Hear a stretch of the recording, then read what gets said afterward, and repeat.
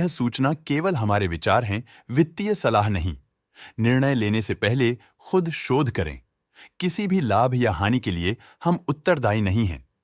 आज हम देख रहे हैं Dolphin Offshore Enterprises India Limited के 2025-26 Q3 की consolidated financial performance. Starting with the sales, पिछले क्वार्टर से सेल्स में 22% का इंक्रीज हुआ है, मगर कंपनी ने पिछले साल के मुकाबले 5% का सेल्स इंक्रीज रिपोर्ट किया। एक्सपेंसेस लगभग 2 गुना क्वार्टर ऑन क्वार्टर इंक्रीज हो गए हैं, जो साल भर के -41% के डिक्लाइन के साथ अलाइन करता है। क्वार्टरली सेल्स के कंपैरिजन में एक्सपेंसेस इंक्रीज होना दिखाता है कंपनी ने एक्सपेंसेस मैनेज करने के लिए स्ट्रगल किया। हालांकि कंपनी ने एनुअली अच्छा परफॉर्म किया। ऑपरेटिंग प्रॉफिट, जो पिछले साल के कंपैरिजन में 43% अप हुआ है, quarter on quarter around 2% increase हुआ है। Operating profit margin OPM annual basis पे 20% से इंक्रीज हुआ है और पिछले क्वार्टर के कंपैरिजन में -14.5% से डिक्रीज हुआ है। एक्सेप्शनल आइटम्स को ऐड करके अदर इनकम पिछले क्वार्टर के कंपैरिजन में -58% गिर गई, बावजूद इसकी ईयरली ग्रोथ 51.5% हुई है।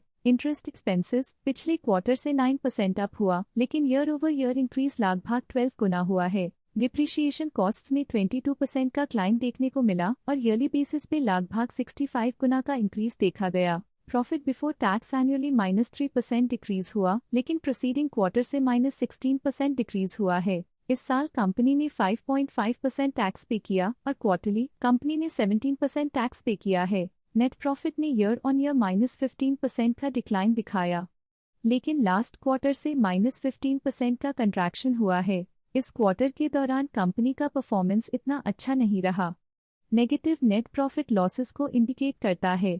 वहीं अगर एनुअल एनालिसिस की बात करें तो साल के दौरान कंपनी का परफॉर्मेंस अच्छा नहीं रहा। नेगेटिव नेट प्रॉफिट का मतलब है कि कंपनी प्रॉफिट के कंपैरिजन में नुकसान उठा रही है। अर्निंग्स पर शेयर EPS में ईयरली -15% का डिक्रीज देखा गया, लेकिन क्वार्टरली में 15% की गिरावट भी नजर आई। इस क्वार्टर में कंपनी का EPS इतना अच्छा नहीं रहा। नेगेटिव प्रॉफिट कमजोर एफिशिएंसी को दिखाता है। Dolphin Offshore Enterprises India Limited के फाइनेंशियल स्नैपशॉट को रिव्यू करते हुए कुछ मुख्य ट्रेंड्स सामने आए हैं जो कंपनी की परफॉर्मेंस पे रोशनी डालते हैं। दिसंबर 2023 से दिसंबर 2025 तक dolphin Offshore Enterprises India limited की फाइनेंशियल जर्नी में सबसे पहले बात करते हैं सेल्स की। इस साल सेल्स में 79.5% की वृद्धि हुई है और पिछले 3 सालों में लगभग 21 गुना की वृद्धि हुई है, जो एक निरंतर अपवर्ड ट्रेंड को दर्शाता है। पिछले 2 साल से सेल्स लगातार बढ़ती जा रही है, जो मार्केट एक्सपेंशन और कंज्यूमर डिमांड में वृद्धि को दर्शाता है। अब बात करते हैं एक्सपेंसेस की।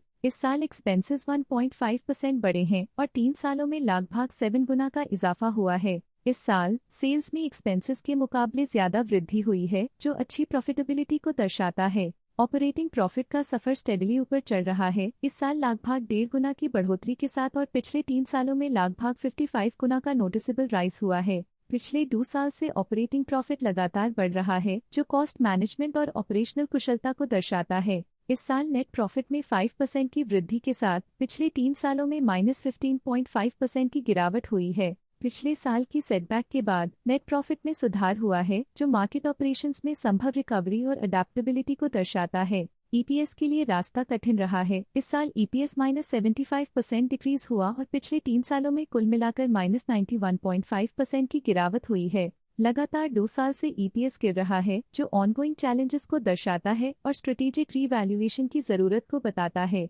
चलिए अब बात करते हैं शेयर होल्डिंग पैटर्न की। डॉल्फिन ऑफशोर एंटरप्राइजेस इंडिया की शेयर होल्डिंग रिपोर्ट्स कुछ इस प्रकार की हैं, जो दिसंबर 2025 के 31 तक चलता है। ये रिपोर्ट कंपनी के शेयर्स की डिटेल्ड जानकारी देता है, जिसमें promoters, promoter groups, foreign investors, public investors और सरकारी एंटिटीज शामिल हैं।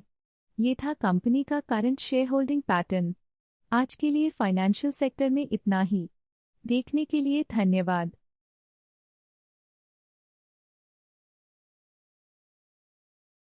स्टॉक लेटेस्ट न्यूज अपडेट के लिए चैनल को सब्सक्राइब करें और वीडियो को लाइक एंड शेयर करें।